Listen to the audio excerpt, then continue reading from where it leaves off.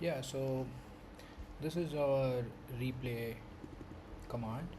Here is a session, and this is a policy, and I run it. So the model is this turns and token, and here's the decisions.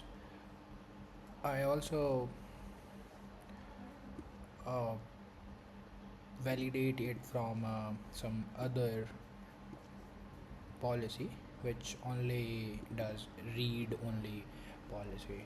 So you could see if we did a edit, it deny, base deny, I mean that decision is deny, and the verdict is fail. Here what I simulated, uh, there was some problem, I guess. I will look around it, but at the last you could see this is passing.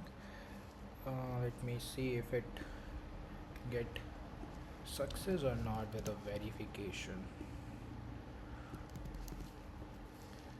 Yeah, it's got verify,